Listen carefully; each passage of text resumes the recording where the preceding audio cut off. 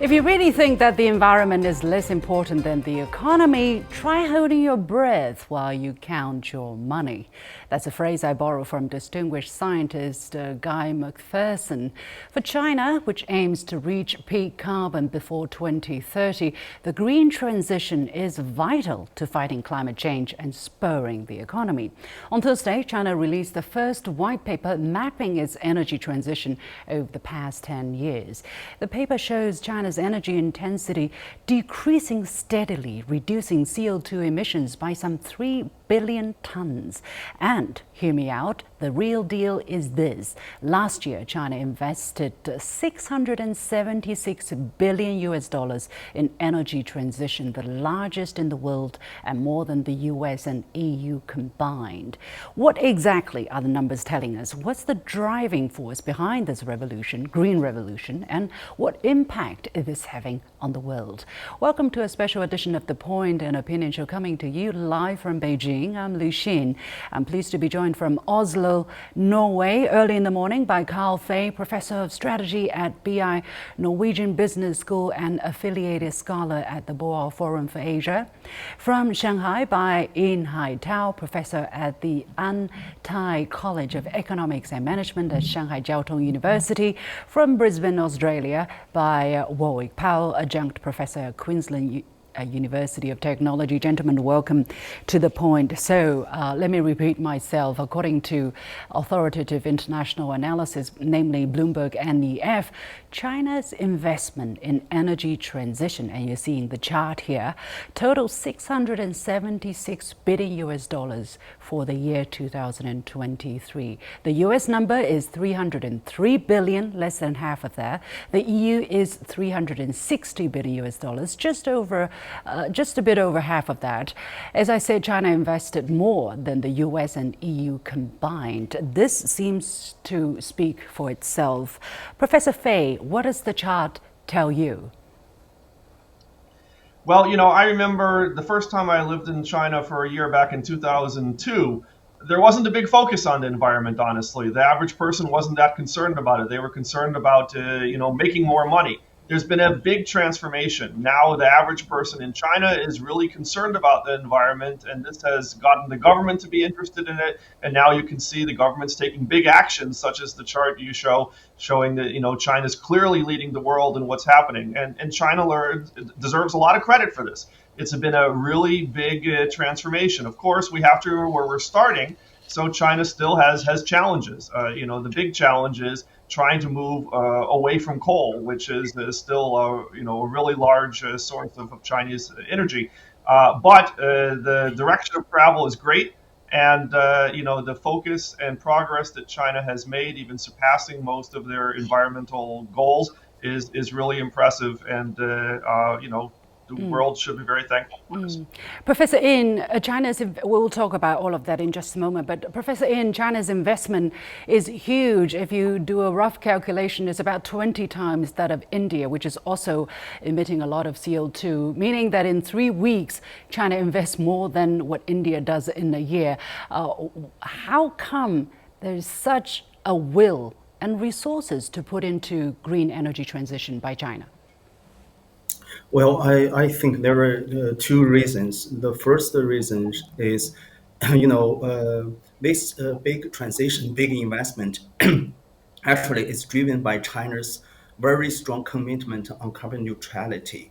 We are going to achieve carbon neutrality according to the plan by the year 2060. According to a report from the International Energy Agency, in order to achieve this goal, we have to shift our electricity generation from 70% from fossil fuels to roughly 70% from solar and wind.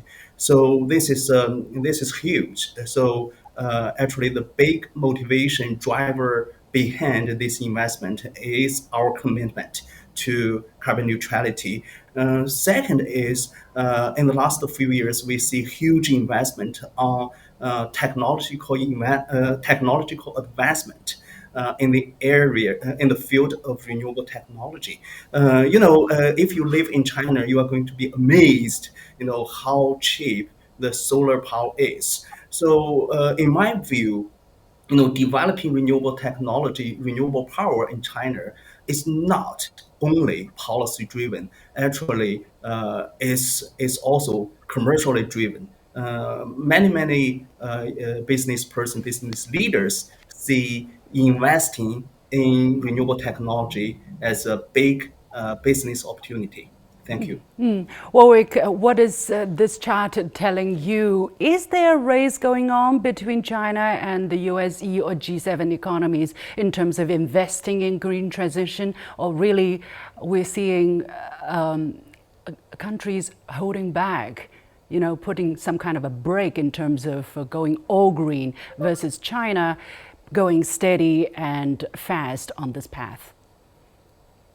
I'm not going Sorry, to say. this is for Warwick. Okay. Yeah, look, I think China's move down this path over the last decade or so has been driven really by three core things.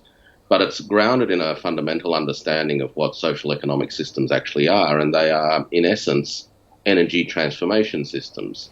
Energy through people in terms of the food and the nutrients that we eat, and the energy, the fuel that makes machines work with human beings to transform materials into useful things.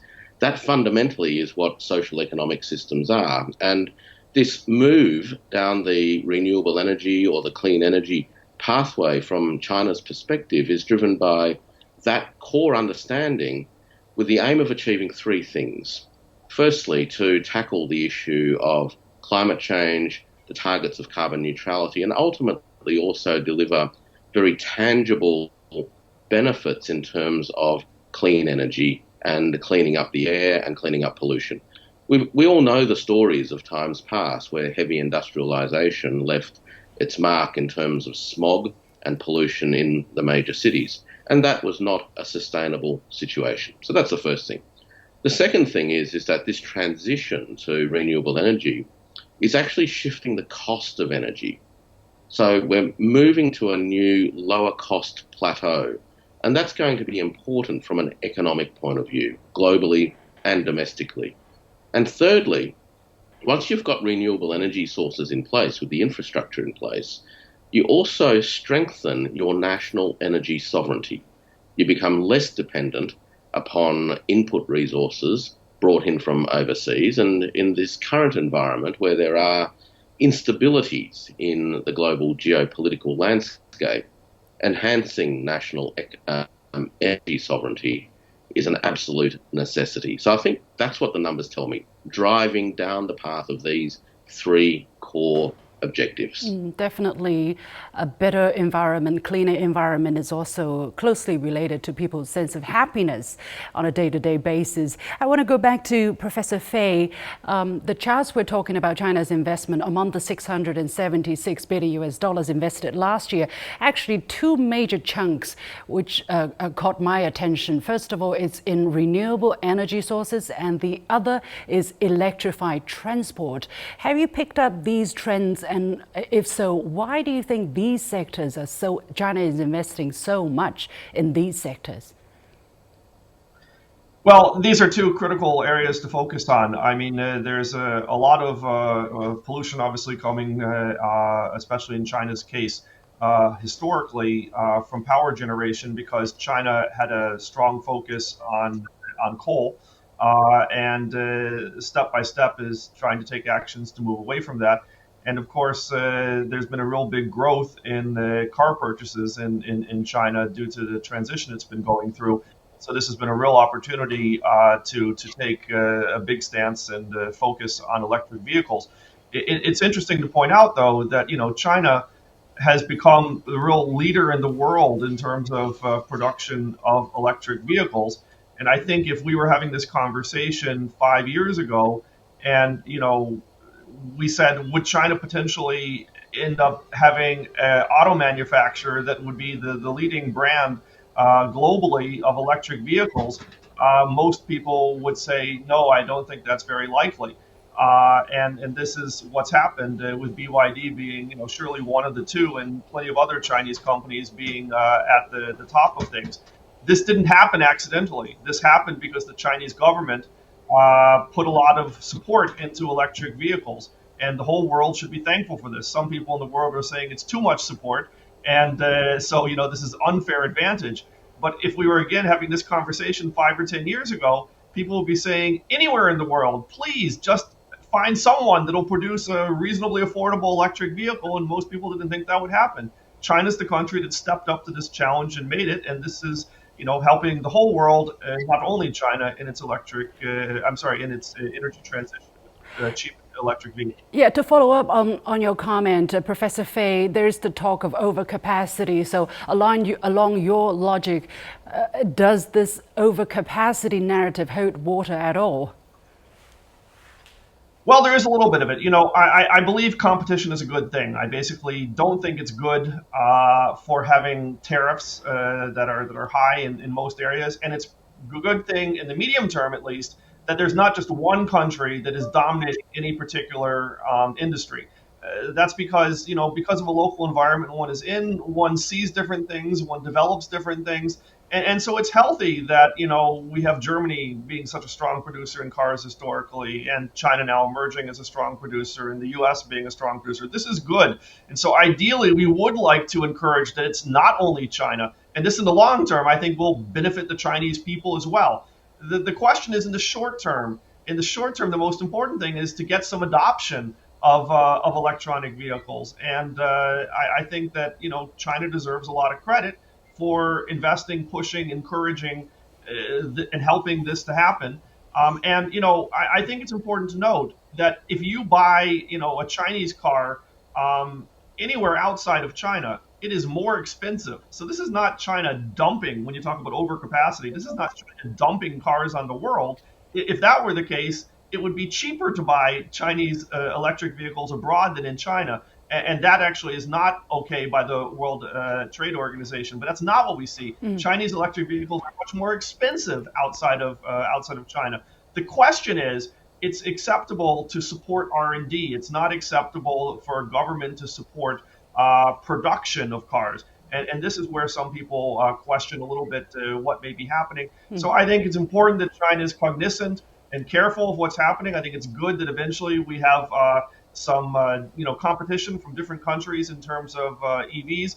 But I think it's fantastic that China has made this big push to help the world make this initial transition. Yeah. Well, our focus today is not on green vehicles. So let's come back to the investment on China is making in terms of green energy transition. Professor In, where does the money come from? This is a simple question. $676 billion, while the Chinese economy is struggling to transition from high in quantity to high in quality. Where does the money come from? Actually, if we ask this question, people would expect, the money primarily come from the government, but that's not true. Actually, the money primarily come from the business world. The very simple fact is nowadays in China, if we look at the levelized cost of electricity generation, the electricity coming from the renewable sources is much, much cheaper than traditional sources, traditional fossil fuels. So it's rational for those companies, they make investment on power plant, on solar farms, wind turbines. And, another part, actually, big investment from the commercial side is the battery industry. In order to, when we talk about renewable energy, there is a typical issue called intermittency. In order to reduce this intermittency issue, turn renewable electricity into stabilized electricity supply, we have to have energy storage. So another big industry in China supporting the energy transition is the battery industry. And the leading battery industry, the leading battery company, as we all know, is CATL, right? According to a report, CATL in the last 10 years, this single company made an investment on battery technology in the amount of 70 billion Chinese yuan. That is a lot. So in sum, I feel like my big argument is this energy transition actually create a very, very good economic opportunity for the business unity. Okay, so it's Yes. not a question of either or. Basically, it's while you're transitioning towards a greener energy, you're also creating new growth drivers. What is your take? And if you want to comment on the previous comments, you're also welcome. Yeah, Yeah, of course. exactly. This energy transition is going to create new downstream opportunities, firstly, by reducing the cost of energy. Right? That's the first thing. And that's going to take place not only in China, but as China makes these technologies available globally, it will also support the development of new industries around the world. There is not a developed country in the world that is energy poor. Let's be frank about this. The main driver of economic development historically has been the ability to harness energy at scale and make that energy available for industrial activities. And until now, that process has been out of the reach economically for many, many nations. What China's doing is making available a technology platform, if you will, or a technology ecosystem that delivers highly efficient renewable energy technologies at a cost that is historically unprecedented. And this goes to, I think, a transition not only in green energy terms, but also in economic model terms. We're moving from an economy that, in effect, prices people out through scarcity to an economic model that prices people in through abundance. And I think that that is the key to understanding the economic and social benefits on top of the environmental benefits of this green energy transition. Let's take a look at some of the other statistics that have been broken down that's released in the white paper. For instance, China's energy intensity has fallen, reducing CO2 emissions by around 3 billion tons. The average concentration of PM 2.5 has fallen by 54%, and days with heavy pollution down by 83%. Cumulative installed capacity of wind and solar power is up by 10-fold in the decade. In terms of renewable energy, China contributed over 40% of the annual additions to global renewable energy capacity. And in 2023, China's newly installed renewable energy capacity is bigger than 50% of the world's total. Professor Fei, what are the implications for the world's efforts in fighting climate change, especially for the global south countries? So there's no question that China's made great progress, and as you can see, a dominant contributor to improving the greenhouse situation and temperature rise. The key thing that China needs to continue to focus on is decreasing coal usage. This has started to happen a bit, but there's still lots of room to happen there.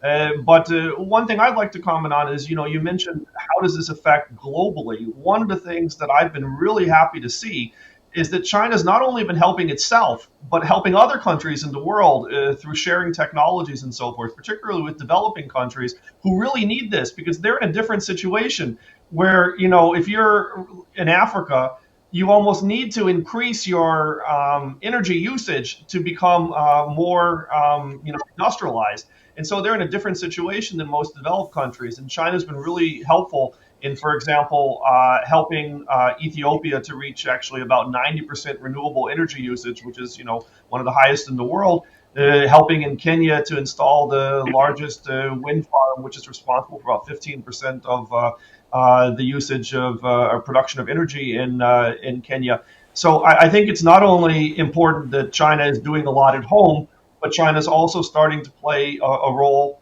to spread the technology around the world.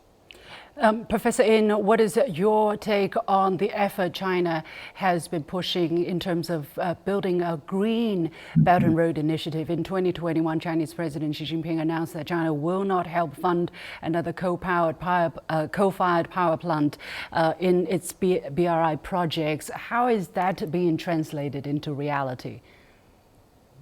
Well, again, that will went back to China's strong commitment to combat global warming. In 2020, we bring up the goal. For China, we are going to reduce carbon emission. In 2021, we actually made a pledge. We are now going to build up coal-based power plants in developing countries. So that's a big commitment. Think about this. China has a big advantage on coal-based power plant development. Actually, we actually give up the economic benefit from doing this. Instead, we really turn our commitment into action. We made a lot of investment on technological advancement because of the technological progress, because of the economics of scale. We successfully lower the cost of renewable energy. We then give those technology to developing countries. I think that's a big contribution to the global community. I think that's a testimony how strongly, how determined China is going to make effort to reduce carbon emission, to combat global warming. Thank you. To follow up on that, China does have difficulties in terms of spurring its economy, and that's a well-known fact that we are in a period of transitioning. How is China balancing the need for economic growth and the need for continuing to going green, Professor Ng? Yeah, actually, historically, starting from 2012, China really gave environmental protection a big priority. Moving into the future, China is going to, strive for a very good balance between economic development and environmental protection. So I want to emphasize, this year we push forward a new concept called new quality productive forces. Right. Actually, we want to change our economic model from traditionally, resource intensive, energy intensive production to new business models, which rely less on resources, less on electricity, less on energy. I think renewable technology development is one of the directions. One of the things that's highlighted in the white paper is that this sentence, which caught my attention, is that China has taken proactive actions to advance its energy transition, not because others are asking us to, but because we need to do it ourselves. It's not a matter of whether we can do it, but rather that we must do it. Warwick, your comments there. Yeah, look, I think this goes to the heart of it. It starts from a recognition of the challenges and opportunities of achieving domestic ambitions, which is to improve the quality of life of 1.4 billion people, to achieve the status of decent standards of living for the majority of people over the foreseeable future, and at the same time do it in a way that is in harmony with nature. And I think that that's your starting point. And as I mentioned at the outset, those three drivers, which is the clean environmental impact driver, reduced energy costs, and ultimately deliver energy sovereignty. The other point that I noticed in that white paper, by the way, which I thought was actually really quite interesting, is a recognition that there has been increased energy efficiency for each unit of economic output produced. Right. Now, this is a startling development, because what this goes to is precisely this ability to improve standards of living whilst at the same time actually reducing the energy footprint in the processes of doing that. And I think that this is going to open up whole new ways in which not only China, but countries around the world that adopt these technologies and embed them in their economies can achieve new kinds of social and economic development, which won't look like the dirty old industries of the past. Finally, we have about 4 minutes left, and I want a sentence from each of you. Professor Fei, what inspirational, what message do you think this China's efforts can give to other countries, which some seem to be dragging their feet in terms of fighting climate change because the economy is not doing well? I think it shows that if you have a good vision from the top that the people also push for, that an awful lot can be accomplished. It's really impressive. I think, if we had this show 10 years ago, we wouldn't predict that we're where we are today. And Professor Ng? Well, I'm really encouraged by China's transition to clean energy. I hope we can work together as a global community for a more sustainable future. Thank you. And Warwick? Look, developing countries have an opportunity in front of them that they haven't had for centuries, and that is to grab this technological advancement with two hands, embed clean energy systems into their social economic systems, transform the quality of life of their people, and at the same time contribute to better environmental outcomes globally. Well, you've been all very good boys because you really stick to the one sentence directive. Now I have a little bit more time. Let me go to Professor Fei. Do you see a danger though at this moment? What is the biggest danger we're seeing? Because I seem to see that some people are trying to put an ideological tag on green technology. Is that what you're seeing as well? What would you caution against? What I'm most concerned about is that ideology creates countries to have incentives to put in tariff barriers so that sharing of technologies does not happen. We need to decrease barriers. We need to share technologies because whatever China does doesn't only affect China, it affects the whole world. If China's polluting their air, it comes to Norway too. So I hope that countries will cut down these tariff barriers. And by the way, Norway, where I live, is trying to help with that. For example, we're one of the few places in the world that hasn't put high tariffs on Chinese. And is Chinese EVs. cars flooding Norway? They're important, playing an important role, but you can still buy a Tesla, and Tesla's still the most popular car. Although Chinese market cars will regulate more itself. Yeah, Professor In. Well, I think we shall not see that as an ideological issue, but more on technological issue. Moving into the future, we still have a lot of challenges. One of the challenges, in my view, is how we can smoothly feed the renewable electricity generated from wind and solar into the grid system. So we really want to work together, focusing on technological issue instead of some disputes. Thank you. And Warwick? Look, countries that want to adopt an ideological or a geopolitical posture in relation to the transition to cleaner energies are welcome to do so. It will be to their disadvantage, and ultimately they will need to answer to their communities and their people. I would hope that they won't be persuaded by the ideological and commercial interests of the traditional industry sectors that have been polluting the world for decades. But, at the end of the day, these dynamics will play out locally first, but hopefully rationality will prevail. Well, I hope to revisit this topic 10 years later and see where we are getting. I am pretty confident that we are only going to go even greener. Many thanks to my guest, Carl Fei, Professor of Strategy at BI Norwegian Business School, Ying Haitao, Professor at the Antai College of Economics and Management at Shanghai Jiao Tong University, and Warwick Powell, Adjunct Professor at Queensland University of Technology. With that, we come to the end of this edition of The Point with me, Liu Xin. As always, you can follow me on Facebook and X using the handle Liu Xin in Beijing. On behalf of the whole team, thank you for watching. You've got the point.